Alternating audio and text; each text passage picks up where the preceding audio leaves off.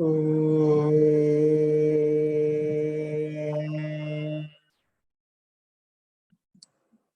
सहनाववतु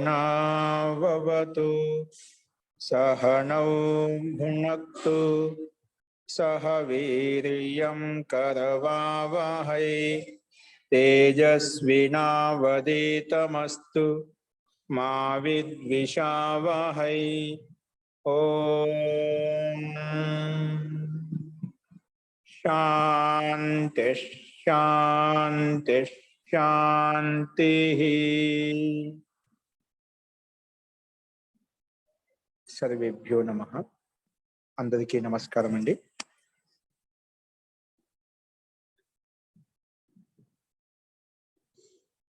మనము రెండవ అధ్యాయంలో 4వ పాదం చెప్పుకుంటున్నాము। అందులో 4వ పాదంలో మొట్టమొదట ఏకవత్ భావ ప్రకారం చెప్పుకున్న తర్వాత ఆ ఏకవత్ భావ ప్రకారం ఎక్కడ చేసామో వాటికే అది నపుంసకలింగం అవుతుందని చెప్పి నపుంసకలింగ ప్రకరణం అని చెప్పుకుంటున్నాము।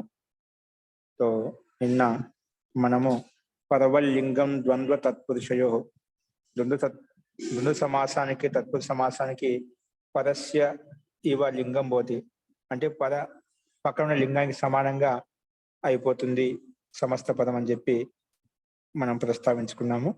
ఫస్ట్ ఇందులో ఎవరికైనా ఇంకేమైనా సందేహాలు ఉన్నాయా?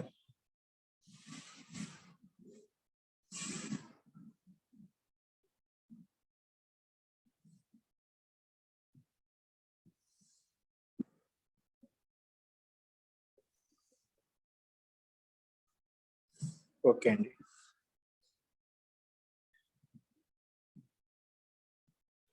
అస్తు ప్రకృతవంచుతామః। నిన్న మనము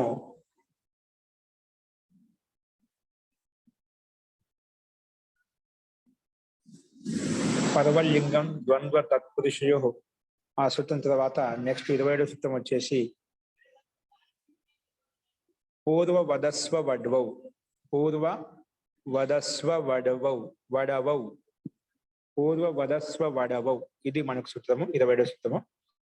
చూడండి, పూర్వవత్ అవ్యయ పదము అశ్వ వడవౌ అశ్వ వడవౌ ప్రథమ విభక్తి ద్వివచనము।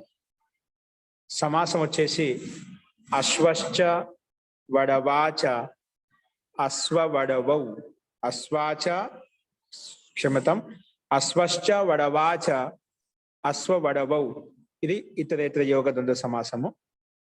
అర్థం వచ్చేసి అశ్వ వడవ శబ్దయోః పూర్వవత్ లింగం భవతి। ఏంటి? అశ్వ వడవ శబ్దయోః పూర్వవత్ అశ్వ వడవ శబ్దయోః కిం భవతి?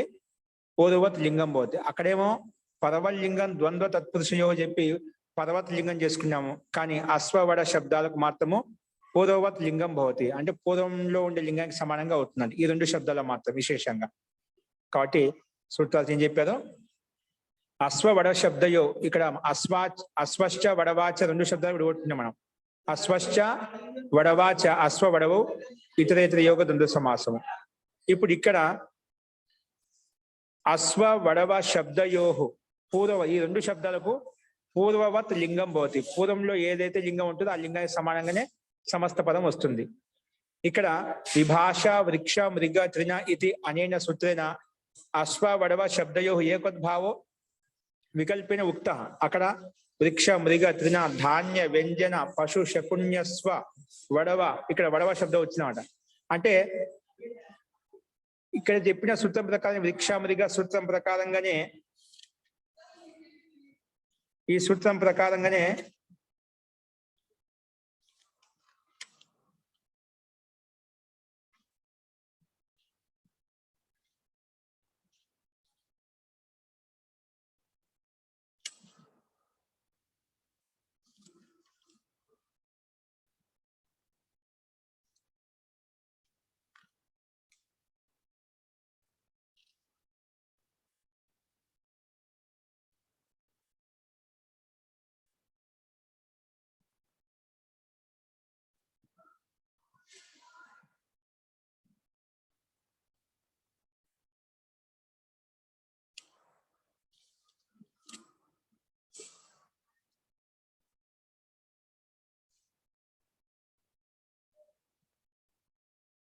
श्रूयते वा? हरि ओम्। श्रूयते महोदय। अस्तु। तो विभाषा वृक्ष मृग तृण धान्य व्यंजन पशु शकुनि అశ్వ వడవ అని చెప్పి ఈ సూత్రం ఈ శబ్దాలు చెప్పబడ్డాయండి, ఇవ్వబడ్డాయి సూత్రంలోనే 2, 4, 12 సూత్రంలో. ఈ సూత్రం ప్రకారంగానే అశ్వ వడవ శబ్దాలకు ఏకోద్భావం ప్రాప్తమైంది. ఏకోద్భావం ప్రాప్తం ఒక పక్షంలో వికల్పం చేసిందన్నమాట. కాబట్టి వికల్పంగా ప్రాప్తమైంది. तो तत्र ఏకోద్భావాత్ అన్యత్ర పరవలింగతాయాం ప్రాప్తాయాం ఇదం ఆరభ్యతే. అంటే వికల్పైన ఒక పక్షంలో ఏకోద్భావం అవుతుంది. ఏకోద్భావం అయింది అనుకోండి, ఏకోద్భావం అయితే ఆటోమేటిక్ గా దేనికైతే ఏకోద్భావం చేసామో సా నపుంసకం ప్రకారంగా నపుంసకలింగం అయిపోతుంది. దానికోసం విశేషంగా చెప్పాల్సిన అవసరం లేదు. ఇంకా దేనికైతే ఏకోద్భావం చేసామో అది ఆటోమేటిక్ గా సా నపుంసకం ప్రకారం నపుంసకలింగం అయిపోతుంది. తత్ర ఏకోద్భావాత్ అన్యత్ర వికల్పంగా ఒక పక్షం ఏకోద్భావం కాని పక్షంలో అప్పుడు పరవలింగతాయాం ప్రాప్తాయం అంటే ముందు చెప్పిన సూత్రము పరవలింగం ద్వంద్వ తత్పురుషయో ప్రకారంగా తత్పురుష సమాసం కాబట్టి ద్వంద్వ సమాసం కాబట్టి నపుంసకలింగం ప్రాప్తమవుతుంది. ఏం ప్రాప్తమవుతుంది? నపుంసకలింగం ప్రాప్తమవుతుంటే పరవలింగం ద్వంద్వ తత్పురుషయో ప్రకారంగా నపుంసకలింగం ప్రాప్తమవుతుంటే అంటే పదలింగం అంటే పక్కన లింగం ప్రాప్తమవుతుంటే ఈ సూత్రము ఏం చెప్పింది అంటే మన ప్రకృతి సూత్రం అశ్వ వడవ శబ్దానివి ఏకద్భావ వికల్పేన ఉక్తః తత్ర ఏకోద్భావాత్ అన్యత్ర పరవలింగతాయాం ప్రాప్తాయం ఇదం ఆరభ్యతే. అంటే మన ప్రకృతి సూత్రం ఏమంటుంది? ఆ సూత్రం ప్రకారం వికల్పంగా ప్రాప్తమవుతుంటే ఏకోద్భావము వికల్పంగా చెప్పిన ఏకోద్భావ వికల్పేన ఉక్తః తత్ర అంటే ఏకవద్భావాత్ అన్యత్ర అంటే అది ఒక పక్షంలో ఏకోద్భావం అయినప్పుడు నపుంసకలింగం అయిపోతుంది. రెండో పక్షం ఏమొస్తుంది? ఏకవద్భావాత్ అన్యత్ర పరవలింగతాయాం అంటే పరవలింగం ద్వంద్వ తత్పురుషయో అనే సూత్రం ప్రకారంగా పరవలింగతాయాం ఆ సూత్రం ప్రాప్తమవుతుంటే అంటే పదలింగం ప్రాప్తమవుతుంటే ఇదం ఆరభ్యతే అశ్వ వడవ శబ్దం పూర్వలింగం భవతి అంటే పూర్వవత్ లింగం భవతి. అంటే పూర్వ సూత్రం ప్రకారంగా ఒక పక్షంలో ఏకోద్భావం అయింది, దాంట్లో అయితే ఇబ్బంది లేదు. కానీ ఏ పక్షంలో అయితే ఏకోద్భావం కాలేదో ఆ పక్షంలో ఏం కావాలి? అప్పుడు పరవలింగం ప్రకారంగా పదలింగం ప్రాప్తమవుతుంటే ఈ సూత్రం లేదండి, అశ్వవడవ శబ్దాలకు మాత్రము పూర్వలింగమే ప్రాప్తమవుతుంది. అశ్వవడవ శబ్దయో పూర్వవత్ లింగం అవుతుంది. పదవత్ లింగం కాకుండా పూర్వంలో ఏదైతే లింగం ఉందో ఆ లింగాన్ని సదగానే సమస్త పదం ఉంటుంది అని చెప్పి ఈ సూత్రం ప్రస్తావించినాడు. అందుకే అశ్వశ్చ వడవాచ పక్కనే ఉంది మనకు ఉత్తర పదంలో వడవ స్త్రీలింగ శబ్దం ఉంది. మనకు పదవలింగం ద్వంద్వ తత్పురుషయో ప్రకారం సమస్త పదం ఏం రావాలి? అశ్వ వడవే రావాల్సింది. సమస్త పదము అశ్వ శబ్దం వడవా శబ్దం స్త్రీలింగం కాబట్టి పదవత్ లింగం చేసుకుంటే అశ్వ వడవే వచ్చేసి. కానీ ఈ సూత్రం చెప్పింది పూర్వవత్ లింగం అవుతుంది. అశ్వ శబ్దం పూర్వంలో ఉంది కదా, అది పుల్లింగ శబ్దం. పూర్వంలో ఏ లింగం అయితే ఉంటుందో ఆ సమస్త పదంలో అదే లింగం వస్తుంది అని చెప్పి ఈ సూత్రం ప్రస్తావన. అందుకే అశ్వశ్చ వడవశ్చ అశ్వ వడవౌ అని చెప్పి ఈ సూత్రం మనకు ప్రస్తావించిందండి. అస్తు, ఇందులో ఎదుక సందేహం ఉందా?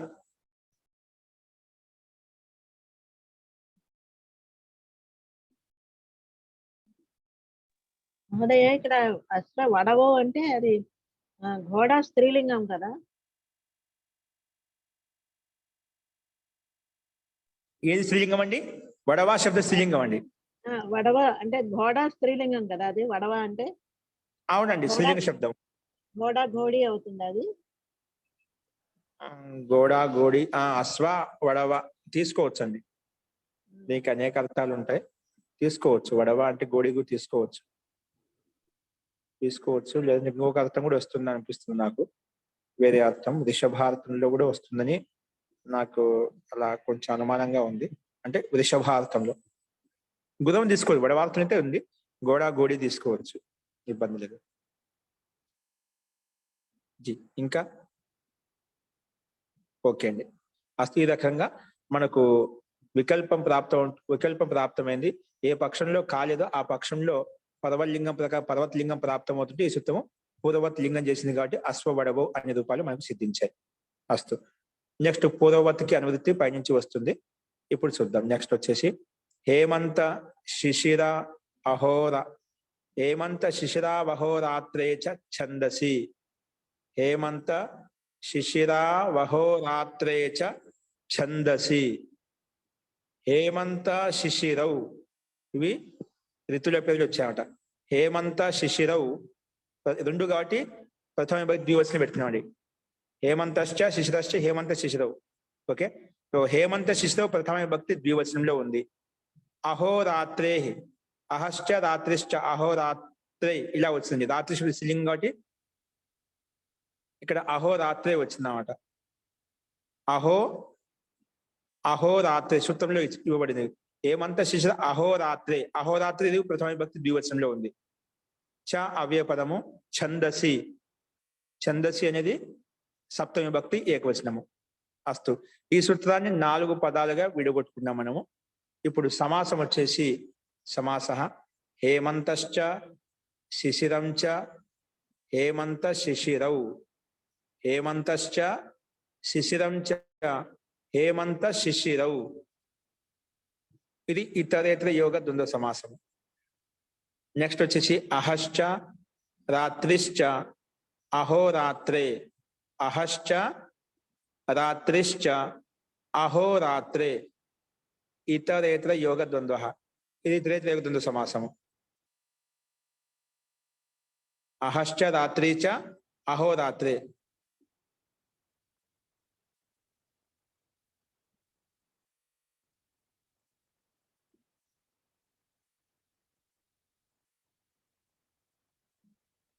అస్తు, ఇది ఇతరేతర యోగ ద్వంద్వ సమాసం చెప్పుకున్నాం.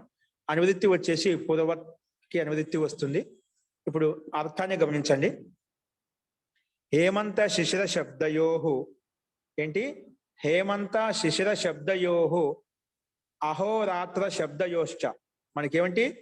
హేమంత శబ్దము శిశిర శబ్దం అంటే హేమంత ఋతువు శిశిర ఋతువు.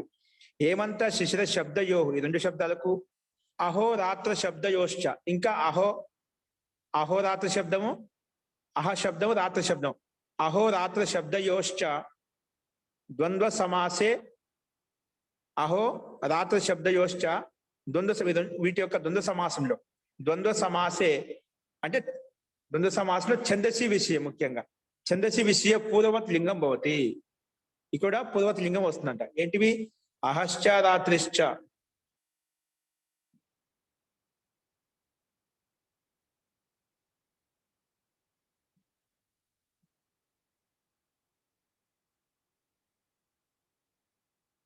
చూడండి, హేమంత అర్థం చూడండి. హేమంత శిశిర శబ్దయోహో అహోరాత్ర శబ్దయోశ్చ. అహ శబ్దము రాత్ర శబ్దం అండి. అహోరాత్ర శబ్దయోశ్చ. చూడు, అహహ రాత్ర శబ్దం అంట. అహశ్చ రాత్రిశ్చ అహోరాత్రే అని చెప్పుకున్నది ఇప్పుడు విగ్రహవాక్యంలో. ఇక్కడ సమాసం అర్థంలో వచ్చేసి అహోరాత్ర శబ్దయోశ్చ ద్వంద్వ సమాసంలో ఛందసి విషయే పూర్వవత్ లింగం భవతి. పూర్వంలో అయితే లింగం ఉంటుందో ఆ లింగం వస్తుంది అని చెప్పి సూత్రం ప్రస్తావించింది. ఇప్పుడు దీనికి ఉదాహరణ వచ్చేసి హేమంత శిశిరా. ఉదాహరణ హేమంత శిశిరావృతు. హేమంత శిశిరావృతు వర్చో ద్రవిణాం. వర్చో ద్రవిణాం. నెక్స్ట్ వచ్చేసి అహోరాత్రే ఊర్ధ్వ ష్టీవే. అహోరాత్రే ఊర్ధ్వ ష్టీవే. అహోరాత్రే ఊర్ధ్వ ష్టివే. అహాని చ రాత్రయశ్చ అహోరాత్రాని. అహాని చ రాత్రయశ్చ అహోరాత్రాని. అహాని చ రాత్రయశ్చ అహోరాత్రాని. ఈ రకంగా ఉదాహరణలు ఇవి అంటే ఛందసి విషయం చెప్పాం కదా, అందుకే వేదమంత్రం ఇక్కడ చెప్పబడింది. హేమంత శిశిరావృతు వర్చో ద్రవీణాం అహోరాత్రే. అంటే ఈ శబ్దాలు ఎక్కడైతే ఇవ్వబడ్డాయో ఆ మంత్రాల్లో ఆ మంత్రమే తీసుకొచ్చి చూపించారు ఇక్కడ. అంటే ఏ మంత్రం ఈ శబ్దాలు ఇవ్వబడ్డాయో ఆ మంత్రం ఇక్కడ మనకి ఉదాహరణ ఇవ్వబడింది. అహోరాత్రే ఊర్ధ్వష్టీవే. ఇది యజుర్వేద మంత్రం, యజుర్వేదం యొక్క మంత్రము. అహానిచ రాత్రయశ్చ అహోరాత్రాని. హేమంత శిశిర శబ్దాల్లో ఏమొచ్చింది? పూర్వవత్ లింగం వచ్చింది. అందుకే హేమంతశ్చ శిశిరశ్చ హేమంత శిశిరావృతు. ఇక్కడ మనకు సమస్త పదంలో పూర్వవత్ లింగం వచ్చింది. పూర్వవత్ లింగం ఏమొచ్చింది? పూర్వంలో హేమంత శబ్దం పుల్లింగం ఉంది. హేమంత శిశిరవు. ఓకే, ఇప్పుడు దీన్ని సంధి చేసుకుంటే, విభాగం చేసుకుంటే హేమంత శిశిరవు ఆవృతు అండి. ఇప్పుడు హేమంత శిశిరావృతు ఉంది కదా, అది మామూలుగా హేమంత శబ్దం పూర్వంలో ఉంది, శిశిర శబ్దం ఉత్తర పదంలో ఉంది. పూర్వంలో ఏ లింగం ఉంది? హేమంత శబ్దం పుల్లింగ శబ్దం, అంటే పూర్వవత్ లింగం అయిపోతుంది ఆ ఛందస్సు విషయంలో. అందుకే హేమంత శిశిరవు, హేమంత శిశిర ఆవృతు శబ్దం అండి. ఇక్కడ ఏచోయ వాయావహ ప్రకారంగా ఇక్కడ ఆవ్ ఆదేశం అయిపోయింది. అందుకే హేమంత శిశిరావృతు వచ్చేసింది. ఓకేనా? అస్తు. హేమంత శిశిరవు. అలాగే వర్చో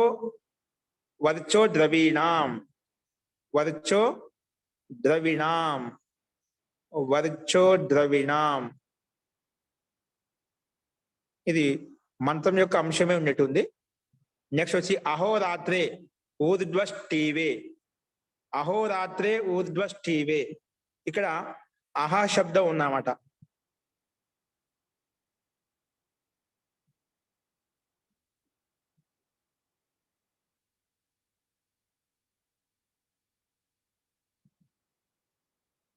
हेमंत और शिशिर शब्दों तथा अहन और रात्रि शब्दों का द्वंद्व समास में छंदसी विषय में पूर्वत लिंग होता है। यहाँ पूर्वत लिंग प्राप्त था, परवत लिंग प्राप्त था। परवत लिंग प्राप्त होते पूर्वत लिंग कर दिया। हेमंत पुल्लिंग शब्द है, शिशिरम अने नपुंसक लिंग शब्द है। हेमंत शिशिरम अनेदी शिशिर शब्द नपुंसक लिंगम अंट। पूर्वत लिंग करने से हेमंत शिशिर पुल्लिंग हो गया, ఇది పుల్లింగంలో వచ్చింది, బానే ఉంది. ఇసి ప్రకార అహహ శబ్దం నపుంసక లింగ. ఓ అహహ శబ్దం నపుంసక లింగం అండి. అహానిచ రాత్రేష్ట అని చెప్పాను కింద చూడండి. అహానిచ రాత్రేష్ట. तो అహా శబ్దం నపుంసక లింగే, రాత్రి శబ్దం స్త్రీలింగం. కాబట్టి సో పూర్వవత్ లింగ హోకర్ అహోరాత్రి అయిపోయింది. ఇప్పుడు అహాని చెప్తున్నారా, అహం శబ్దం, అహం అహే అహాని, అందుకే పూర్వవత్ లింగం కాబట్టి అహోరాత్రి శబ్దం వచ్చింది. సమస్త పదం వచ్చేసి అహానిచ రాత్రేశ్చ అహోరాత్రాని, అహానిచ రాత్రేశ్చ అహోరాత్రి. పైన సమస్త అహోరాత్రి ఎలా వచ్చిందంటే ఇక్కడ అహ శబ్దం నపుంసకలింగం కాబట్టి ద్వివచనంలో అహహ, రాత్రి శబ్దం కాబట్టి అహోరాత్రే వచ్చిందన్నమాట. అహో రాత్రే అహం శబ్దం కదా, అహం అహే అహాని, అహం అహే అన్నది పూర్వవత్ లింగం కాబట్టి సమస్త పదంలో అహోరాత్రే వచ్చిందన్నమాట. ఇక్కడ బహువచనం తీసుకున్నాం కాబట్టి అహానిచ రాత్రేశ్చ అహోరాత్రాని ఈ రకంగా రూపాలు మనకు సిద్ధించాయండి. तो यहाँ पे इसी प्रकार अहा नपुंसक लिंग है, रात्रि स्त्रीलिंग है, सो पूर्वत लिंग होकर अहोरात्रि नपुंसक लिंग हो गया जी. ఇప్పుడు ఎవరో మధ్య అడుగుతున్నారు, చెప్పండి. ఇది అహన్ శబ్దం అనుకుంటారు. ఏంటండి? అహన్ నపుంసక, అహన్ శబ్దం అనుకుంటారు. అహని అహాని, అహన్ అహని అహన్ అహా నపుంసక లింగం అండి. అహహ అహ అహహ అహ్వి అహాని, అహాని కదా. ఇక్కడ మనకు అహహ శబ్దం ఇచ్చారండి. అహహ శబ్దము నపుంసక లింగం. అహన్ కూడా కాదు, అంటే దాన్ని ఇవ్వలేదు, అహహ ఇచ్చారన్నమాట. అహహ నపుంసక లింగ హే కాబట్టి అహహ నపుంసక లింగం అయినప్పుడు మనకు గృహం గృహే గృహాని, ఫలం ఫలే ఫలన అలాగా మనకు రాత్రి శబ్దం వచ్చింది కదా. రాత్రి శబ్దం స్త్రీలింగము, కానీ పూర్వవత్ లింగం చెప్పాడు. పూర్వంలో నపుంసక లింగం, నపుంసక లింగానికి ద్వివచనం వస్తుంది, ఏ వస్తుందన్నమాట. ఏమొస్తుంది? గృహం గృహే. అలాగా ఇక్కడ మనం అందుకే అహం శబ్దం అనిపిస్తుంది అక్కడ. అహం రాత్రి శబ్దం ఏ ద్వివచనం ఏ వస్తుంది అన్నమాట. అహోరాత్రే ఏకారం వస్తుంది. అహన్ అహన్ నకారాంత నపుంసక లింగం. ఆ నకారాంతానికి విసర్గ ఎలా వచ్చింది? అహహ అహ్వి అహని, అహాని, అహ్వి అహని, అహాని అలా ఉందా? ఎక్కడన్నా చూసారండి? నకారాంత నపుంసకలింగంలో ఇది అహన్ శబ్దం. అహన్ శబ్దానికి అహన్ అహని, అహన్ అహన్ అహ్ని అహాని, అహన్ అహ్ని అహాని, అహ్న అహన్భ్యాం అహ్నిభిః అలా వస్తుందండి. అహహ అహ్ని అహాని అహని ఇది చెప్పు. ఆ, అహాని అహాని అంటే అలా వస్తుందండి. రెండు రూపాలు ఇచ్చారు ఇక్కడ మరి. ₹2 ఇచ్చారా? అహని అహ్ని ఇచ్చారు.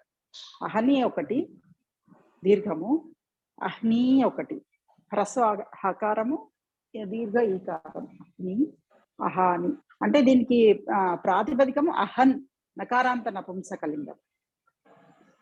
సో మూల శబ్దం ఉంటుంది, దానికి వేరే క్రియాకలాపాల వల్ల వేరే కార్యం వచ్చి పనిచేయడం వల్ల దానికి విసర్గ అహా వచ్చింది అనమాట. విసర్గ వచ్చేసింది. నహపతికి అహహ అయిపోయింది. అందుకే అహహ అహాని అహాని అలాగా రూపం మనకు కనిపిస్తుంది. అందుకే ద్వివచనంలోకి వచ్చేసరికి అహోరాత్రే శబ్దం వచ్చింది. అహోరాత్రే ఊర్ధ్వష్టివే. అహానిచ బహుశలో విడగొట్టుకున్నాకంటే అహానిచ రాత్రేష్ట అహోరాత్ర అని అయిపోయింది ఇక్కడ సంస్కరణతో. సో మొత్తానికి ఛందసి విషయం కాబట్టి ఏమంత శిశు శబ్దాల్లో పూర్వతి లింగం వచ్చింది, అహోరాత్రి శబ్దాల్లో కూడా పూర్వతి లింగం వచ్చింది కాబట్టి అదే విధంగా మనకు రూపం కనిపిస్తుంది. నపుంసక లింగంలో అహోరాత్రి శబ్దం మనకు తయారైంది. అస్తు, ఇందులో సందేహం ఉందా?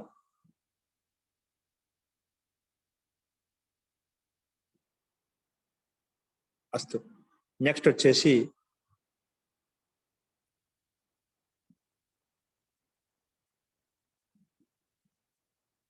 రాత్రాహ్నాహ పుంసి. ఏంటి? రాత్రాహ్నాహ పుంసి ఇది చూద్దామండి.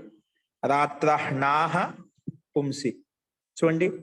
రాత్రాహ్నాహ రాత్రాహ్నాహ, రాత్రశ్చ అహ్నశ్చ అహశ్చ మూడు శబ్దాలు. రాత్రాహ్నహాహ రాత్రాహ్నహాహ పుంసి అలా చెప్పాలి.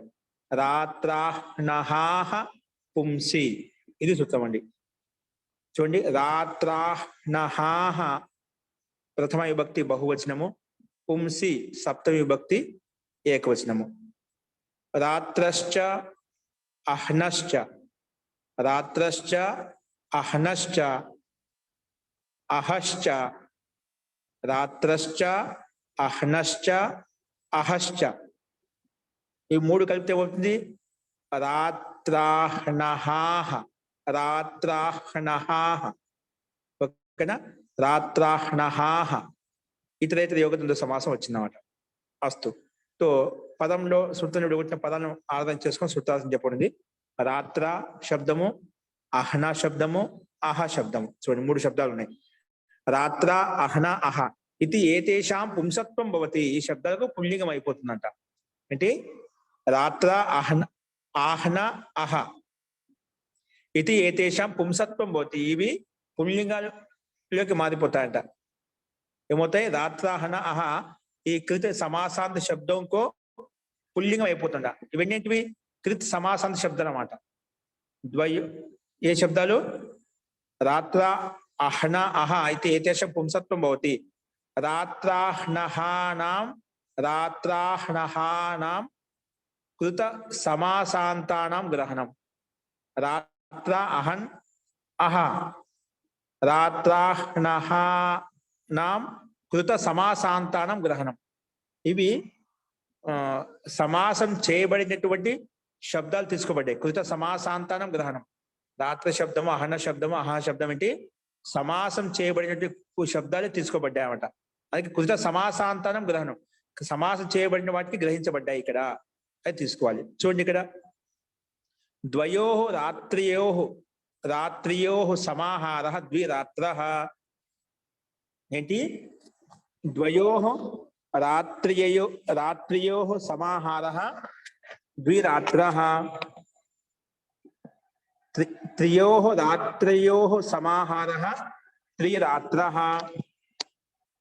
ద్వయో రాత్రియో రెండు రాత్రుల యొక్క సమాహారం, సమూహం ఏదో ఉంటాయి ద్విరాత్ర అంటాము. త్రయో రాత్రియో సమాహార త్రిరాత్ర. అలాగే చత్వారి శబ్దానికి పూర్వాహన శబ్దాలు కూడా అదే విధంగా తీసుకుంటాను. చూడండి, ఇక్కడ ఉదాహరణ అదే విధంగా ఇచ్చారు. ద్విరాత్ర, త్రిరాత్ర, చతురాత్ర, పూర్వాహన, अपराह्णः मध्याह्नः द्व्यः త్రియః ద్వ్యః త్రియః ఈ మూడు శబ్దాలు ఇక్కడ ఇవ్వబడ్డాయండి. అస్తు. సో దీని యొక్క అర్థం ఏం చెప్పుకున్నాము? రాత్ర అహ్న అహ ఇది ఏతేషాం పుంసత్వం భవతి అని చెప్పిన కదా, పుల్లింగం అయిపోతుంది. అందుకే ఇక్కడ ఉదాహరణ వచ్చే ద్వయోః రాత్రయోః సమాహారః ద్విరాత్రః ఇది పుల్లింగ శబ్దం అయిపోయింది. త్రిరాత్రః ఇది పుల్లింగం అయిపోయింది. చతురాత్రః పుల్లింగం. అంటే కృత సమాసాంతం అని చెప్పాం కదా, కృత సమాసాంతన గ్రహం, సమాసం చేయబడిన శబ్దాలకి గ్రహించబడాలన్నమాట. కేవలం రాత్ర శబ్దం కాదు, అవి సమాసం చేయబడినటువంటి శబ్దాల యొక్క గ్రహణం తీసుకోవాలి, అవి మాత్రం పుల్లింగం అయిపోతాయి.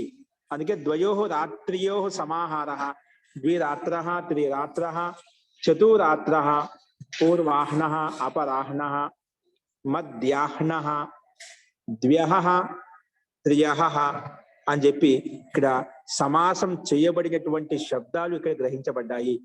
ఓకేనా? సో ఇక్కడ అన్నిటిలో పరవలింగం ద్వంద్వ తత్పురుషయో ప్రకారంగా పర్వత్ లింగం ప్రాప్తమవుతుంటే, పక్కన లింగం ప్రాప్తమవుతుంటే ఈ సూత్రం చెప్పింది లేండి రాత్ర అహన అహ ఈతి ఏతేషాం పుంసత్వం అవుతుంది. కానీ ఎప్పుడు ఇవి కృత సమాసాంతనం గ్రహణం, సమాసం చేయబడిన శబ్దాలు ఇవి పుల్లింగాన్ని తీసుకోబడతాయి. పరవలింగం కాదు, పూర్వత్ లింగం కాదు. ఇవి ఈ శబ్దాలు ఏవైతే ఉన్నాయో అవి పుంసత్వం అవుతుంది, అంటే పుల్లింగం వస్తుంది అని ఈ సూత్రం నిర్ధారణ. అంటే ఇది పరవలింగం తత్పురుష ద్వంద్వ తత్పురుషయోకి అపవాద సూత్రంగా చెప్పుకోవచ్చు. కానీ అపవాద కింద అదే విధంగా ఇచ్చారు చూడండి, పరవలింగం ద్వంద్వ తత్పురుషయో కా అపవాద యహ సూత్ర హే, ఇది అపవాద సూత్రం చెప్పి ఇక్కడ ప్రస్తావించబడింది. అస్తు, తెలుగు స్పష్టమైంది అనుకుంటాను. రాత్ర అహన అహ ఈ శబ్దాలు పుల్లింగాలుగా మారిపోతాయి ఎప్పుడు సమాసం చేయబడినప్పుడు. ఈ శబ్దాలు సమాసం చేయబడిన ఈ శబ్దాలు ఎక్కడైతే ఉంటాయో అవి పుల్లింగ శబ్దాలుగా తీసుకోబడతాయి. అస్తు, నెక్స్ట్ వచ్చేసి అపథం నపుంసకం. అపథం నపుంసకం. అపథం ప్రథమా విభక్తి ఏకవచనము, నపుంసకం ప్రథమా విభక్తి ఏకవచనం. అపథం ప్రథమా విభక్తి ఏకవచనం, నపుంసకం ఇది కూడా ప్రథమా విభక్తి ఏకవచనం. అర్థః अपशब्दो नपुंसकलिंगो भवति. ఏంటి अपशब्दो किं भवति? अपशब्दो సారీ अपथ शब्दो नपुंसकलिंगो भवति. अपथ शब्दो नपुंसकलिंगो भवति. సూత్రంలో ఏ శబ్దం చేయబడిందో అది చెప్పండి. అపథం నపుంసకం అంటే అపథ శబ్దము ఏదైతే ఉందో అది నపుంసకలింగంలోకి వస్తుందంట. ఓకేనా? చూడండి, అపథ శబ్దో అర్థం చూడండి. అపథం ప్రథమ విభక్తి ఏకవచనం, నపుంసకం ప్రథమ విభక్తి ఏకవచనం, రెండు పదాలు విడివిడిగా ఉన్నాయన్నమాట. అర్థః అర్థం వచ్చేసి అపథ శబ్దో నపుంసకలింగో భవతి. ఉదాహరణ వచ్చేసి అపథం ఇదం, అపథాని గాహతే మూఢః. అపథం ఇదం, అపథాని గాహతే మూఢః. ఇక్కడ అపథం ఇదం అంటే యహ కుమార్గ హే, అదే కుత్సితమైన మార్గము. దీని అపథం ఇదం అంటే పథం అంటే మార్గము, నా పథం అపథ అంటే మంచి మార్గం కాదు. అపథం అయితే మార్గం కాదు అంటే కుమార్గము, కుత్సితమైన మార్గము. అపథం ఇదం ఇదే ఇదం మార్గం, అపథం అంటే కుత్సితమైన మార్గము. అపథాని గాహతే మూఢః. అపథాని గాహతే మూఢ అంటే మూడు వ్యక్తి ఆ కుత్సిత మార్గాన్ని వెతుకుతూ ఉంటారు. గాహత అంటే అన్వేషిస్తూ ఉంటారు. కుత్సితమైన మనుషులు కుమార్గాన్ని అన్వేషిస్తూ ఉంటారు అని దీని యొక్క తాత్పర్యం. బహువచనం ఇచ్చారు. అపథం ఏకవచనము, అపథాని బహువచనంలో. అపథాని గాహతే మూఢః మూడు వ్యక్తి, మూర్ఖు వ్యక్తి కుమార్గాన్ని అన్వేషిస్తూ ఉంటారు, వెతుకుతూ ఉంటారు, దాంట్లో ప్రవేశిస్తూ ఉంటారు. ఇది దీని యొక్క తాత్పర్యం అండి. మొత్తానికి అపథం ఇది అనేది అపథ శబ్దం నపుంసకలింగో భవతి అని చెప్పి చెప్పబడింది. అందుకే అపథం ఇదం అని చెప్పి డైరెక్ట్ గా శబ్దం ఇక్కడ నిర్ధారించబడింది. అపథం శబ్దం ఎప్పుడు నపుంసకలింగంలో ఉంటుంది. ఇక్కడ భాషార్థంలో నై సమాస్ కియా హువా, ఇక్కడ నై సమాస్ అండి. నై సమాస్ కియా జో అపథ శబ్ద హే వహో నపుంసకలింగ మే హో అంటే నై సమాసం చేసినటువంటి, సమాసం చేసామండి ఇక్కడ కృత సమాసమే తీసుకున్నాం. కానీ ఏ సమాసము? నై సమాసం చేసి శబ్దం తీసుకోవాలి. ఓన్లీ అపథ శబ్దం కాదు. నా పథం అపథం నై సమాసం చేశాం కదా, అది ఇక్కడ గ్రహించబడుతున్నమాట. అందుకే నై సమాస్ కియా హువా జో అపథ శబ్ద హే వహో నపుంసకలింగ మే హో, అటువంటి శబ్దం నపుంసకలింగంలో ఉంటుంది. ఓన్లీ సింగిల్ కాదు, ఇక్కడ నా పథం అపథం అని చెప్పి నైతత్వ సమాసం చేశామంట. కాబట్టి ఇక్కడ కృత సమాసం ఏదైతే ఉందో అది నపుంసకలింగం అవుతుందని చెప్పి ఈ సూత్రం మనకు ప్రస్తావించింది. అస్తు, ఇందులో యొక్క సందేహం ఉందా? అస్తు. నెక్స్ట్ వచ్చేసి యహాసే నపుంసకంకి అనువృత్తి వస్తుంది. 2:4:31 నుంచి చూడండి. అర్ధర్చాహ పుంసిచ ఏంటి? అర్ధర్చాహ పుంసిచ ఏంటి? పుంసిచ. అర్ధర్చాహ ప్రథమ విభక్తి బహువచనము, పుంసి సప్తమి విభక్తి ఏకవచనము, చ అవ్యయ పదము. ఓకేనా? అర్ధర్చాహ ప్రథమ విభక్తి బహువచనము, పుంసి సప్తమి విభక్తి ఏకవచనము, చ అవ్యయ పదము. అస్తు. అనువృత్తి వచ్చేసి నపుంసకంకి అనువృత్తి వస్తుంది. అర్థః అర్ధర్చాదయః శబ్దాః. ఇది అర్ధర్చాద అంటే అర్ధర్చాది గణంలో కొన్ని శబ్దాలు ఉన్నాయండి, కొన్ని గణ విశేషమైన శబ్దాలు ఇవ్వబడ్డాయి. అర్ధర్చాదయః శబ్దాః అంటే అర్ధర్చాదయః, అర్ధ అర్చ శబ్దాలు ఇక్కడ తీసుకోబడ్డాయి. అర్ధర్చాది శబ్దాలు అది ఈ కొన్ని గణంలో ఉన్నటువంటి శబ్దాలు మధ్యలోని శబ్దాలు తీసుకోబడ్డాయి. అస్తు. ఏమైనప్పటికీ కూడా అర్ధర్చాదయః శబ్దాః పుంసి అంటే చకారాత్ నపుంసకేచ భవంతి. అర్ధర్చాదయః శబ్దాః పుంసి అంటే చకారాత్ నపుంసకేచ భవంతి. ఈ శబ్దాలు పుల్లింగంలో ఉంటాయి, చకార శబ్దం చేత నపుంసక లింగంలో కూడా ఉంటాయి. అంటే రెండు రకాల ప్రయోగాలు కనిపిస్తుంటాయి. పుల్లింగంలో కూడా కనిపిస్తుంటాయి ఇవి అర్ధర్చాదయ శబ్దాలు, నపుంసక లింగంలో కూడా ఉంటాయి. ఇంకా నపుంసకేచ భవంతి అని చెప్పి ఇక్కడ ప్రస్తావించబడ్డాయి. ఉదాహరణ వచ్చేసి అర్ధర్చః ప్రథమ విభక్తి అర్ధర్చః ఉదాహరణ అర్ధర్చం, గోమయః గోమయం. అర్ధర్చ అనే శబ్దం ఆదిలో ఉందండి. ఏ శబ్దాలకైతే అందులో గోమయం ఇది ఒక శబ్దం. అలాగా కొన్ని శబ్దాలు ఉన్నాయి. అవన్నీ కూడా ఏమవుతాయి? పుంలింగం అయిపోతాయి. అలాగే చకారాత్ పైనుంచి నపుంసక లింగం కూడా చెప్పబడతాయి, నపుంసకం తీసుకోబడతాయి. అందుకే అర్ధర్చః అర్ధర్చం, గోమయః గోమయం అని చెప్పి రెండు రూపాయలు. అర్ధర్చః పుల్లింగం వచ్చింది, అర్ధర్చం నపుంసకలింగం కూడా కనిపిస్తుంది. గోమయః అని చెప్పొచ్చు, గోమయం అని కూడా చెప్పొచ్చు. అట్లా రెండు రకాల పుల్లింగ శబ్దం కూడా ఉంటుంది ప్రయోగము, నపుంసకలింగ శబ్దం యొక్క ప్రయోగం కూడా ఉంటుంది.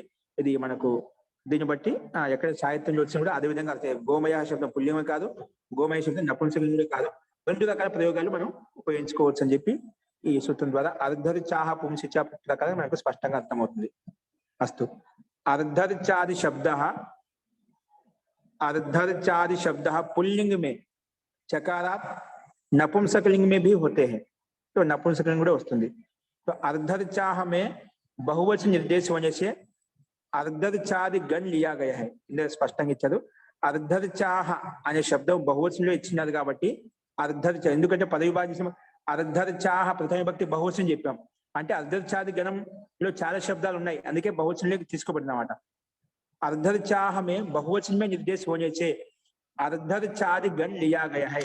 अर्धर्चादि గణం ఉంది, ఆ గణంలో కొన్ని విశిష్టమైన శబ్దాలు ఉన్నాయి. ఆ శబ్దాలన్నీ కూడా పుల్లింగంలో మరియు చకారం చేత నపుంసక లింగంలో కూడా చెప్పబడతాయి అని చెప్పి ఈ సూత్రం ప్రస్తావించింది. కాబట్టి అర్ధర్చః అర్ధర్చం, గోమయః గోమయం అని చెప్పి మనకు స్పష్టంగా కేవలం శబ్దాలే నిర్ధారించబడ్డ ఏ లింగంలో ఉందని చెప్పి. ఓకేనా? అర్ధర్చ అంటే ఆది రిచ, అంటే ఆది రిచ అంటే మంత్రం యొక్క ఆదా భాగ్. అర్ధర్చం లేదా గోమయ, గోమయ అంటే గాయక గోబర్, అది మనకు తెలుసు. గోమయ అని చెప్పొచ్చు, గోమయం అని కూడా చెప్పొచ్చు. ఓకే. సో ఇవి మనకు లింగ ప్రకరణంలో ఉన్నటువంటి మనకు కొన్ని విశిష్టమైన సూత్రాలు మనం చెప్పుకున్నామండి. ఓకేనా? ఇక్కడ నుంచి మనము ఎక్కడికి ఏ లింగాలకు వస్తాయి అని చెప్పి చూసాం. ఇప్పుడు లింగ ప్రకారం ఇప్పుడు మనకు దేనికైతే ఏకోద్భావం చేసాం అవన్నీ నపుంసక లింగాలు అవుతాయి అనుకున్నాం. ఇంకా ఏవి ఏ లింగాలకి మారుతాయి? పర్వత లింగం అవుతున్నా, పర్వత లింగం అవుతున్నా, ఏ లింగం అంటే మొత్తం ఈ లింగ ప్రకారం మనం చెప్పుకున్నామంట. ఇక్కడ లాస్ట్కి వచ్చేసి కూడా మనం అర్ధర్చాది శబ్దాలు ఏవైతే ఉన్నాయో పుల్లింగంలో నపుంసక లింగంలో వస్తాయని చెప్పి రెండు రకాల ప్రయోగాలు ఉంటాయని చెప్పి కూడా మనం ఈ సూత్రం వరకు చూసాం. కాబట్టి ఈ రకంగా ఏకోద్భావ ప్రకారం ఏకవద్భావ ప్రకరణం తర్వాత లింగ ప్రకరణం అనేది ఏదో మనము దాన్ని కూడా మనం చూసామండి. అస్తు. ఈ రకంగా లింగ ప్రకరణం మనం సమాప్తం చేసుకున్నాము. ఇందులో ఈ ప్రకరణంలో ఏదైనా సందేహం ఉందా?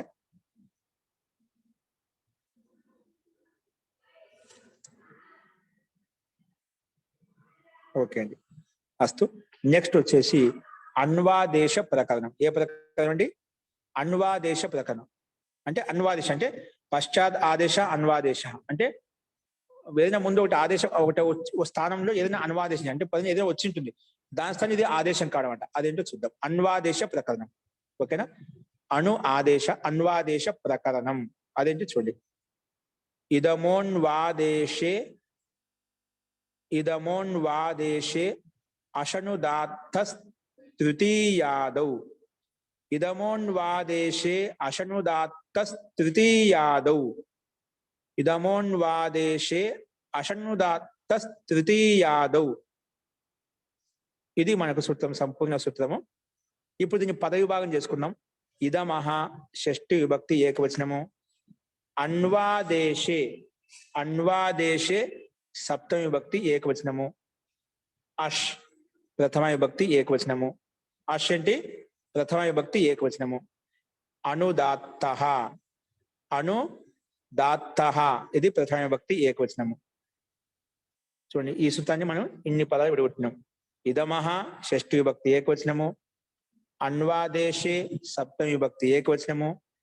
అష్ ప్రథమ విభక్తి ఏకవచనము. అనుదాత్తః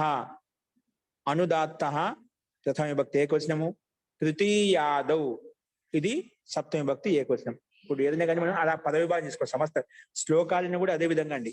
శ్లోకాలైనా మంత్రాలైనా మనం విధంగా ముందు పదవిభాగం చేసుకున్న తర్వాత ఎందులో ఏ శబ్దం ఉంది, ఏ లింగంలో ఉంది మనకు తెలుస్తుంది. దాన్ని బట్టి మనం ఆ అన్వయ క్రమం పెట్టుకోవచ్చు అన్న. ముందు పదవిభాగం చేయాలి. పదవిభాగం తర్వాత ఏ విభక్తిలో ఉన్నాయి తెలిసిన తర్వాత సమాన విభక్తులు ఉన్నటువంటి అన్ని ఒక చోటికి చేర్చుకోవచ్చు అనమాట. అంటే అన్వయ క్రమం కరెక్ట్ గా మనం చేసుకోవచ్చు అనమాట. అస్తు. సో ఇక్కడ సంధి యుక్తమైనటువంటి సూత్రాన్ని పదవిభాగం చేసినప్పుడు అన్ని విడివిడి విభక్తిలోకి వచ్చాయన్నమాట. అన్ని చూడు, ప్రతి పదం కూడా ఏదో మనకు ఏ శ్లోకమైనా, ఏ మంత్రమైనా, ఏదైనా వాక్యమైనా ప్రతి ఒక్కటి కూడా ఏదో ఒక లింగంలో అనివార్యంగా ఉంటుంది. శబ్దం అన్న తర్వాత మనకు ఏదో క్రియాపదమై ఉంటుంది, లేదా ఏదైనా విభక్తి అయి ఉంటుంది, లేదా క్రియాపదమై ఉంటుంది అన్నమాట. ఖచ్చితంగా మూడవ వస్తువు అవయపదమై ఉంటుంది అన్నమాట. అంటే ఏదో ఒక లింగంలో, ఏదో ఒక వచనంలో, ఏదో ఒక పురుషంలో, ఏదో ఒక క్రియాపదంలో అనివార్యంగా ఉంటుంది. మనకు లింగము, విభక్తి, వచనం లేకుండా, పురుషం లేకుండా, క్రియాపదం లేకుండా ఏ శబ్దాలు ఉండవు మనకు. ఖచ్చితంగా ఏదో ఒకటి ఉంటుంది అన్నమాట. శబ్దం ఉందంటే ఏదో లింగం ఉంటుంది, ఏదో క్రియాపదం ఉంటుంది. అందుకే ఇక్కడ మనం విడగొట్టినప్పుడు ఇదమహ షష్ఠి విభక్తి ఏకవచనము, అలా అన్వాదేశే సప్తమి విభక్తి ఏకవచనము. ఇది ఇదమహ అన్వాదేశ రెండింటి మధ్య అతోదోద ప్లుతే ఆద్గుణ ఏంగా పదాంతది ఇవన్నీ సూత్రాల ప్రకారంగా ఇదమోన్వాదేశే అంతవరకు వచ్చేసింది.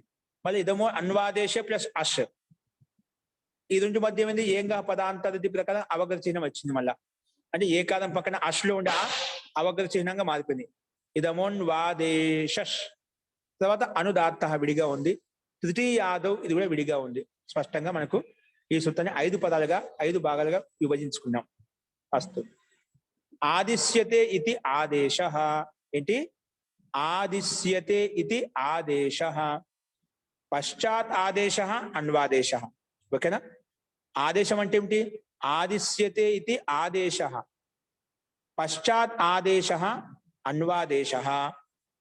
ఓకే, ఆదిశ్యతే ఇది ఆదేశ, పశ్చాత్ ఆదేశ అన్వాదేశ. ఈ రకంగా మనకు పదవి భాగం ద్వారా దీన్ని అన్వాదేశాన్ని ఏంటో ఇక్కడ కొంచెం వ్యుత్పత్తి ద్వారా చెప్పుకున్నాం. ఆదిశ్యతే అంటే ఆదేశించబడుతుందో దాన్ని ఆదేశం అంటాం. ఏది ఆదేశించబడుతుందో చెప్పబడుతుందో దాన్ని ఆదేశం అంటాం. ఆదిశ్యతే ఇది ఆదేశ. ఆ ఆదేశం ఎప్పుడు? పశ్చాత్ ఆదేశ అన్వాదేశ. అంటే ముందు ఆదేశిస్తాము, ఆదేశించిన తర్వాత ఏదైతే మన తర్వాత వస్తుందో దాన్ని పశ్చాత్ ఆదేశ అన్వాదేశ అని చెప్తున్నాం. ముందు ఆదేశం అంటే చెప్పబడింది, ఏది పశ్చాత్ తర్వాత చెప్పబడేది ఏదైతే ఉందో దాన్ని అన్వాదేశం అంటాం. అంటే వెనక చెప్పబడి తర్వాత చెప్పబడింది. అను అంటే వెనుక, పశ్చాత్ తర్వాత చెప్పబడిందని అన్వాదేశం అంటాం. అందుకే అదే చెప్పాడు ఇక్కడ, పశ్చాత్ ఆదేశ అన్వాదేశ. సూత్రంలో మనకు అన్వాదేశ ప్రకారం చెప్పాం కదా. అంటే తర్వాత వచ్చేటువంటి ఆదేశం అన్నమాట, దాన్ని అన్వాదేశం అంటాము. తృతీయాదం అంటే తృతీయ ఆదిరి యస్య, తృతీయ ఆదిరి యస్యాహ స తృతీయాది. తృతీయ అనేది ఆదిలో ఉంది దేనికైతే, యస్యాహ స తృతీయాది. తృతీయ ఆది యస్యాహ, తృతీయ అనేది ఆదిలో ఉంది దేనికైతే దాన్ని తృతీయాది. తృతీయ ఆదిరి యస్యాహ స తృతీయాది. తృతీయ శబ్దం ఆదిలో ఉంది దేనికి దాన్ని తృతీయాది అని చెప్తాం. తస్యాం తస్యాం తృతీయాయాం తస్యాం తృతీయాదౌ తస్యాం తృతీయాదౌ అలాగా మనం మళ్ళీ సప్తమి విభక్తి ఏకవచనం తీసుకొచ్చి పెట్టుకున్నామట. అస్తు. అర్థ అర్థ వచ్చేసి అన్వాదేశే వర్తమానస్య అన్వాదేశే వర్తమానస్య ఇదం శబ్దస్య అన్వాదేశే వర్తమానస్య ఇదం శబ్దస్య తృతీయాదౌ విభక్తౌ పరతః అనుదాత్తః అష్ ఆదేశో అనుదాత్తః అష్ ఆదేశో భవతి. చూడండి సూత్రార్థం గమనించండి కొంచెం. అన్వాదేశే వర్తమానస్య అంటే పశ్చాత్ ఆదేశంలో వర్తమానం ఏదైతే ఉందో అన్వాదేశే వర్తమానస్య ఇదం శబ్దస్య అన్వాదేశే వర్తమానంలో ఉన్నటువంటి ఇదం శబ్దానికి తృతీయాది విభక్తో అంటే తృతీయాది విభక్తి పక్కన ఉంటే ఏంటి అంటే తృతీయ విభక్తి నుంచి టాభ్యాం బిస్ గేభ్యాం ఇందులోంచి ఇక్కడి నుంచి ఏదైనా కావచ్చు పక్కన ఉంటే తృతీయాది విభక్తో పరతః అనుదాత్తః అష్ ఆదేశ భవతి అంటే అనుదాత్ అష్ ఆదేశం వస్తుందా అంట. ఏమొస్తుంది? ఇదం స్థానంలో ఇదం శబ్దస్య అంటే ఇదం శబ్దం యొక్క స్థానంలో, ఎందుకంటే ఇదమహ ఏ విభక్తి అండి? షష్ఠి విభక్తి అని చెప్పుకున్నాం. ఏదైతే షష్ఠి విభక్తి అయితే ఉంటుందో అదేమవుతుంది? దాని స్థానంలో పనిచేసుకుంటాం. పంచమి అయితే దాని పక్కన పనిచేసుకుంటాం. సప్తమి అయితే దాని ముందుకు పనిచేసుకుంటాం అన్న. ఇదేంటి? ఇదమహ షష్ఠి విభక్తిగా ఇదం శబ్ద స్థానంలో అంటే ఇదం శబ్దం యొక్క స్థానంలో అనుదాత్తం అంటే అనుదాత్త స్వరంతో కూడుకుంటే ఆశ ఆదేశం వస్తుందన్నమాట. ఓకేనా? అంటే ముందు ఇదం శబ్దం ఉంది కానీ ఇదం శబ్దం యొక్క స్థానంలో అనుదాత్త ఆశ ఆదేశం ఎప్పుడు వస్తుంది? తృతీయాదౌ విభక్తౌ పరతః తృతీయాది విభక్తి పక్కన ఉంటేనే. అంటే ముందు ఇదం శబ్దం ఉంటుంది, ఇదం అనే సర్వనామ శబ్దం ఉంటుంది, దాని పక్కన తృతీయ విభక్తి నుంచి మొదలు ఏదో ఒక విభక్తి ఉండొచ్చు. తృతీయ చతుర్థి పంచమి ఏదైనా ఉండొచ్చు. అంటే తృతీయ విభక్తి నుంచి మొదలు ఏదైనా సప్తమి విభక్తి పర్యంతము ఏ విభక్తిని ఉండవచ్చు అంట. అది పక్కన ఉంటే ఇదం శబ్దం యొక్క స్థానంలో వస్తుంది అనుదాత్తంతో కూడుకున్నటువంటి ఆశ ఆదేశం వస్తుంది. అంటే అనుదాత్త స్వరంతో యుక్తమైనటువంటి ఆశ ఆదేశం వస్తుంది అని చెప్పి ఈ సూత్రం యొక్క అర్థం అండి. తో ఇదమహ అన్వాదేశే అంటే అన్వాదేశే వర్తమానస్య అంటే అన్వాదేశ చేయడంలో వర్తమానంగా ఉన్నటువంటి ఇదం శబ్దం అయితే ఉందో ఇదం శబ్దానికి ఇదం శబ్దస్య తృతీయాది విభక్తో తృతీయాది విభక్తి పక్క ఉంటే అనుదాత్త ఆశ ఆదేశం వస్తుంది అని చెప్పి ఈ సూత్రం యొక్క అర్థం మనం చెప్పుకుంటాం. అస్తు. ఇలా చెప్పిన తర్వాత చూడండి దీని యొక్క ఉదాహరణ ఇచ్చారు అదే విధంగా ఇచ్చారు చూడండి.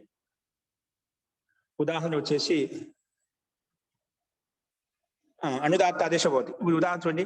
ఆభ్యాం ఛాత్రాభ్యాం రాత్రిర్ అధీత ఆభ్యాం ఛాత్రాభ్యాం రాత్రిరధీత రాత్రిరధీత ఆభ్యాం ఛాత్రాభ్యాం రాత్రిరధీత రాత్రిరధీత అని చెప్పి ఈ విగ్రహవాక్యం ద్వారా ఆభ్యాం అంటే ఇద్దరు ఛాత్రుల ద్వారా రాత్రి అధీత అంటే రాత్రి చదవబడింది రాత్రి చదవబడింది. ఇది ఆదేశ వాక్యం. ఆభ్యాం ఛాత్రం రాత్రి అధీత అంటే ఇది ఆదేశ వాక్యం అంట. ఈ ఇద్దరు ఛాత్రుల ద్వారా రాత్రి చదవబడింది ఇది ఆదేశ వాక్యం. తర్వాత ఏమైంది? అథో ఆభ్యాం అహరపి అధీతం అథో ఆభ్యాం अहरपि अधीतम इन छात्रों के द्वारा रात भर पढ़ा गया तथा इन छात्रों ने दिन में भी पढ़ा. అంటే ఈ ఛాత్రులు ఈ విద్యార్థులు ఇద్దరు రాత్రి అంతా చదివారంట. ఏంటి? ఆభ్యాం ఛాత్ర రాత్రి అది రాత్రి అంతా చదివారు. అథ అంతేకాకుండా ఆభ్యాం వీళ్ళిద్దరి ద్వారా అహరపి అధీతం అంటే పగులు కూడా చదివారు. మళ్ళీ దినమంతా చదివేశారంట. రాత్రి చదివిందే కాకుండా తథా ఇన్ ఛాత్రంనే అలాగే ఈ విద్యార్థులు ఏం చేశారు? దిన్మేబీ పడా అంటే పగుల అంటే దినంలో కూడా చదివారు. రాత్రి చదివిందే కాకుండా రాత్రి అంతా చదివారు మళ్ళీ దినంలో కూడా చదివారు అని దీని యొక్క తాత్పర్యం అంట. ఆభ్యాం ఇది ఆదేశ వాక్యం అంట. ఆదేశ వాక్యానికి పక్కన ఏం చెప్పాము? అతో ఆభ్యాం అహరపి అధీతం తర్వాత దినంలో కూడా చదివారు అనే అర్థం ఇక్కడ మళ్ళీ చెప్పబడింది అన్నమాట. అస్మై ఛాత్రాయ కంబలం దేహి ఈ ఛాత్రుడికి కంబలం అంటే కంబలి ఇవ్వు. అతో అస్మై షాటికాపి దేహి ఇతనికి కంబలి ఇవ్వు. అలాగే ఇతనికి షాటిక చీర కూడా ఇవ్వు. షాటిక చాడి అంటే చీర కూడా ఇవ్వు అని ఈ ఛాత్ర को कंबल दो तथा इसे దోతి బి దో, షాటకం, క్షమ్యత షాటిక అంటున్నాను, షాటకం అంటే దోతి, షాటకం. ఓకేనా? అస్తు. అథో అస్మై షాటకం అపి దేహి అని, ఈ ఛాత్రకు కంబలం ఇవ్వు అంటే కంబలి ఇవ్వు, తథా ఇసే దోతి బి ఇవ్వు అంటే దోతిని దావతి కూడా ఇవ్వు, పంచ కూడా ఇవ్వు అతనికి. అంటే కంబలి ఇచ్చావు, అలాగే దాంతో పాటు షాటకం అపి ఇవ్వు అంటే దౌతి కూడా ఇవ్వు అని చెప్పి ఇక్కడ అంటే ఒక ఆదేశ వాక్యానికి తర్వాత చేశాము అంటే ముందు ఆదేశించాడు, తర్వాత ఆదేశించే ప్రకారంగా దానికి మళ్ళీ ఏం చేశాడు, ఏం చెప్పాడు, ముందు కంబలం ఇవ్వని చెప్పి ఇచ్చాడు, తర్వాత చేసాడు అస్మై షాటకం అపి దేహి, మళ్ళీ షాటకం కూడా ఇవ్వండి, అది అన్వాదేశం అంట. తర్వాత చెప్పేది ఏంటి, అది అన్వాదేశం. ముందుకు ఒక ఆదేశం చెప్పాడు, ఆదేశం చెప్పిన తర్వాత ఆదేశించిన తర్వాత మళ్ళీ చెప్పే కథనం ఏదైతే ఉందని అన్వాదేశం అంటాము. ఓకేనా? మళ్ళీ చెప్పే కథనం ఏదైతే ఉందో దాన్ని అన్వాదేశం అని చెప్తామంట. అందుకే పూర్వవాక్యం ఆదేశ వాక్యం చెప్పాం. ఈ యుద్ధ చాతుల ద్వారా అర్థం చదవబడింది అదీత అని చెప్పాం. తర్వాత మళ్ళీ ఏం చెప్పినాం, ఆభ్యాం అహరపి అధీతం, యుద్ధ చాతులు పగులు కూడా చదివారు. మళ్ళీ ఇది అన్వాదేశం, మళ్ళీ తర్వాత చెప్పబడింది అన్నమాట ఈ వాక్యం, ఇది అన్వాదేశం అని చెప్తామంట. ఓకే. అలాగే మూడవ ఉదాహరణ వచ్చి అస్య ఛాత్రస్య శోభనం శీలం, ఈ ఛాత్రుడి యొక్క స్వభావం శీలమైంది, శోభనంగా ఉంది అంటే ఉత్తమ స్వభావము. శీలం అంటే స్వభావం అండి. అస్య ఛాత్రస్య శోభనం శీలం, ఈ ఛాత్రుడికి సుందరమైన అందమైన శీలం అంటే స్వభావం ఉంది. ఇది ఆదేశ వాక్యం. తర్వాత ఇంతకి అన్వాదేశం అయిపోయింది. తర్వాత ఆదేశానికి మళ్ళీ ప్రతిక్రియ ఏమొచ్చింది, అతో అస్య ప్రభూతం స్వం, ఇతనికి ప్రభూతమైనటువంటి ధనం కూడా ఉంది. స్వం అంటే ధనం, ఇక్కడ ప్రభూతం స్వం. అథో అస్య ప్రభూతం స్వం అంటే ముందు ఒక ఆదేశ వాక్యం చెప్పాడు, ఈ ఛాత్రుడు ఉత్తమమైన శోభనమైనటువంటి శీలం స్వభావం కలవాడు, ఇంకా ఇతని దగ్గర ప్రభూతం స్వం ఉత్తమ ధనము కూడా ఉంది, ఇతను ధనవంతుడు కూడా. ఇది అన్వాదేశం అనమాట. ఈ రకంగా ముందు ఆదేశ వాక్యానికి చెప్పిన దానికి ప్రతిక్రియగా అంటే ఒక వాక్యం చెప్పిన దానికి ప్రతిక్రియ ఏదో చేస్తారా, ఏదో ఒక వ్యక్తి ఒక విషయం చెప్పా అంటే ఆదేశించాలనుకుని దానికి ఏదో ఒకటి మనం సమానం చెప్తామంట, అది అన్వాదేశం. దానికి సమానం చెప్పడం అన్వాదేశం అనమాట. ఇక్కడ అన్వాదేశంలో ఏదైతే వర్తమానంగా ఉందో, అన్వాదేశం చేయడంలో ఏదైతే వర్తమానంగా ఉండేటువంటి ఇదం శబ్దం ఏదైతే ఉందో ఆ ఇదం శబ్దానికి అశ ఆదేశం చేశాము. ఎప్పుడు? తృతీయాది విభక్తికి పక్కన ఉన్నప్పుడు.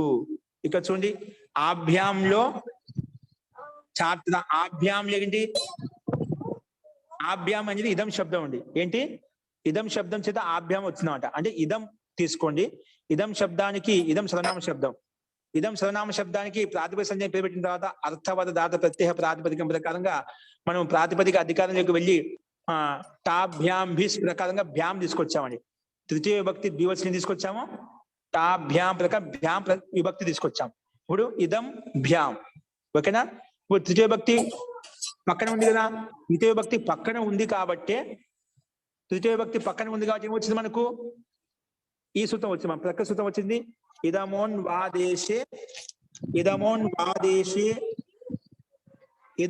వాదేశోనుదాత్త తృతీయాదు అనే సూత్రం ప్రకారం తృతీయాది విభక్తి పక్కన ఉంటే అన్వాదేశంలో వర్తమానంగా ఉండే ఇదం శబ్ద స్థానంలో అశ ఆదేశం వస్తుంది, అనుదాత్త అశ ఆదేశం వస్తుంది అని చెప్పింది అన్నమాట. అందుకే ఇక్కడ ఇదం స్థానంలో అశ ఆదేశం అయిపోయింది. అంటే ఇదం మొత్తం తీసేసి దాని స్థానం పెట్టాము, అశ ఆదేశం తీసుకొచ్చాము.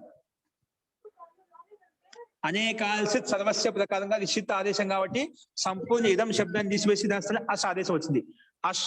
అష్ట అనుబంధం లోపం చేస్తే అయిపోయింది, అష్ట అనుబంధం లోపం చేస్తే ఆ మిగిలిందన్నమాట. అప్పుడు ఇక్కడ ఆ పక్కన భ్యాం ఉంది కదా, పక్కనే ఉందండి భ్యాం, ఆ భ్యాం. ఇప్పుడు ఆ భ్యాం అయిపోయింది.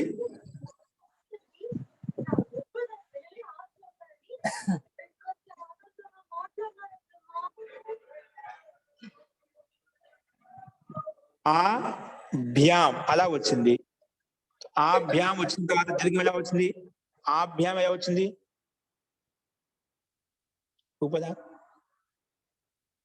आभ्याम छात्राभ्याम रात्र अदिता, यह आदेश वाक्य. उसके पश्चात उन्हीं छात्रों के विषय में कुछ అదే వాళ్ళ ఆ छात्रों యొక్క విషయంలోనే, ఆ విద్యార్థుల యొక్క విషయంలోనే ఇంకో కథని చెప్పండి. విశేష में कुछ और कहा, ఏం చెప్పారు, సో ఈ అనువాదేశం అంటే తర్వాత చెప్పిన కథనం అవుతుందా దాన్ని అనువాదేశం అంటాం. इस प्रकार और उदाहरणों में भी समझे. ओके, ब्याम इत्यादि तृतीयादि विभक्तियों के पर रहते अश आदेशम వచ్చింది. अश आदेश होने पर रूप में भेद नहीं होता, केवल स्वर का ही भेद होता है. रूप में भेद नहीं होता, केवल स्वर का ही भेद होता है. तो अभ्याम వచ్చింది, अभ्याम अश्व అని చెప్పాం కదా. ओके, जब अव्यय सर्वनाम नामक प्राक्टे ही प्रकाరంగా अकच करेंगे उस समय रूप में भी भेद होता है, उस समय रूप में भी भेद होता है. अन्य शित होने से अस सारे इदम स्थान में होता है. अनुवादेश से अन्यत्र ऊर्दम पदाध्यम पुमृदुभ्य से विभक्ति को उदात्त होकर आभ्याम ऐसे स्वर रहेगा. विभक्ति को उदात्त होकर, विभक्ति को उदात्तమైంది బానే ఉంది. तो విభక్తిగా ఉదాత్తమైనప్పుడు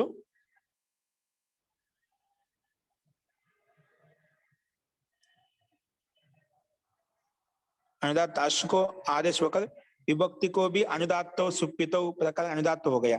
ठीक है, आभ्याम ऐश्वर होगा. अनुवादे सल में ऊर्दम पदाध्यम नहीं लगा, ఎందుకు? क्योंकि वह अनुदात्त से उत्तर विभक्ति को उदात्त करता है. यह अनुदात्त अस से उत्तर है. तो ఇవన్నీ ఒక ఎత్తు అయితే ఇక్కడ దీర్ఘము ఎలా వచ్చింది, ఉపదాకి దీర్ఘం చేసుకున్నామా? అభ్యాం ఆశ వచ్చిందా, ఆశ వచ్చిందా?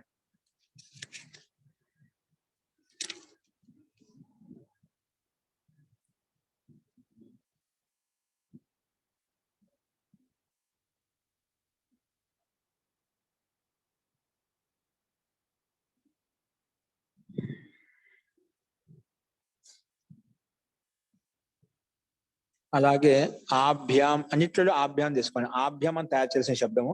ఆభ్యాం ఛాత్రాభ్యాం రాత్రి అదిత, ఇది ఆదేశ వాక్యానికి ఏం సమానం చెప్పారు? అథో ఆభ్యాం అహరపి అదీతం, వీళ్ళు రాత్రే కాకుండా పగులు కూడా చదివారు. ఈ ఛాత్రుడికి కంబరం ఇవ్వు. అస్మై, ఇక్కడ అస్మై శబ్దం అండి మనం తయారు చేసేది. అస్మై ఇక్కడ అస్ వచ్చింది, చతుర్థి భక్తి స్మై వచ్చింది. స్మై వచ్చినప్పుడు అంటే టాభ్యాం భిస్ గే గే వచ్చింది. గే స్థానంలో స్మై ఎలా వస్తుంది? సూత్రం వచ్చేసి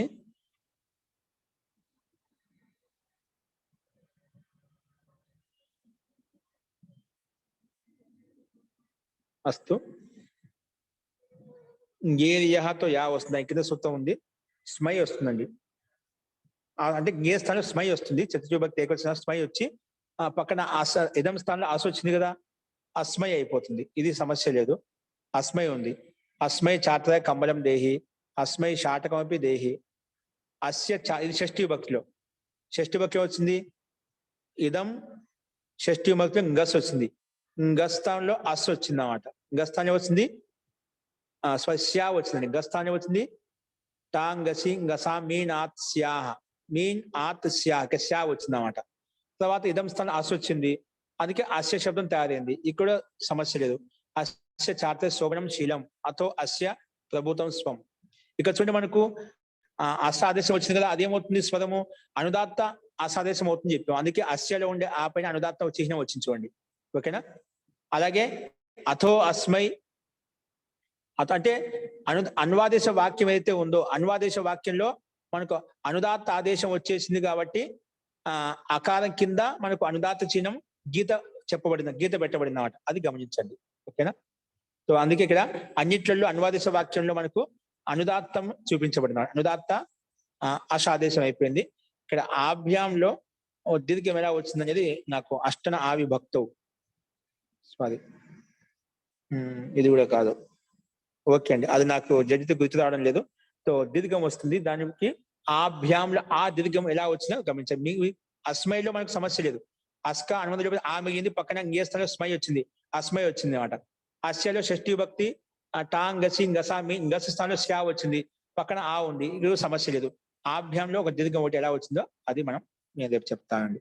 అస్తు ఈ రకంగా అన్వాదేశ వాక్యం ఏదైతే ఉందో, అన్వాదేశ వాక్యంలో ఏమైపోయింది మనకు అనుదాత్త ఆశాదేశం వచ్చింది, అది ముఖ్యం. అన్వాదేశే లో వర్తమానంగా ఉండే ఇదం శబ్ద స్థానంలో తృతీయాది విభక్తి పక్కన ఉంటే అనుదాత ఆశాదేశం ఉండే ఈ రకంగా రూపాలు వస్తాయి. అది మనం చూసామండి. ఓకే, అస్తు. ఇందులో యొక్క సందేహం ఉందా?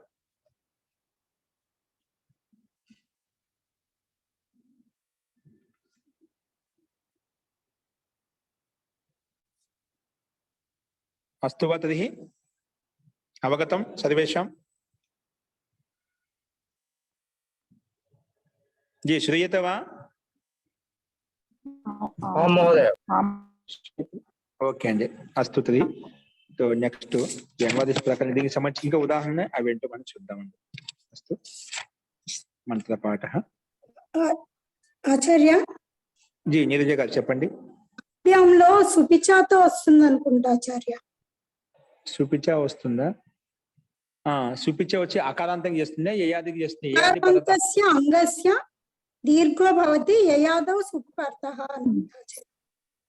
యయాద సుపిపదతః అకారాంత సంగస్య అంటుందా? అవును ఆచార్య. జీ ఓకే, ఉత్తమం అండి. అదే యయాదవ్ సుపిపదతః సుపిచ నేమనుకుంటున్నా అను సుపిచ అండి. సుప్పు ఎందుకంటే యజాది సుప్పు పక్కన ఉంది కాబట్టి పైనుంచి మనకు అతో దీర్ఘో ఏ నుంచి ఏకి అనువృత్తి వస్తుందన్నమాట. అంతేనా?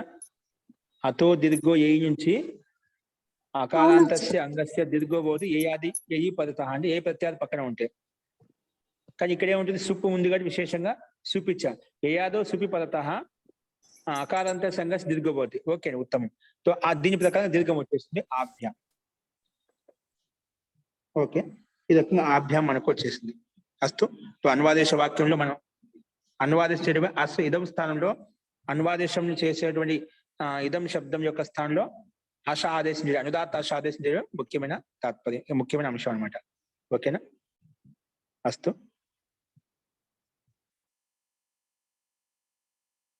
అస్తు అండి. తర్హి మంత్రపాఠः.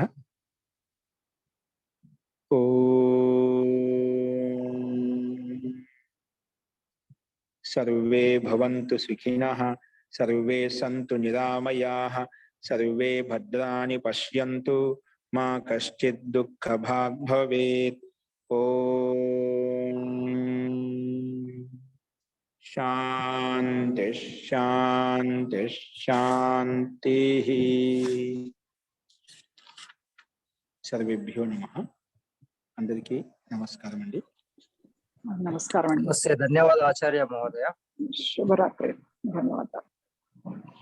నమస్కారం ఆచార్య. ఓం నమస్తే.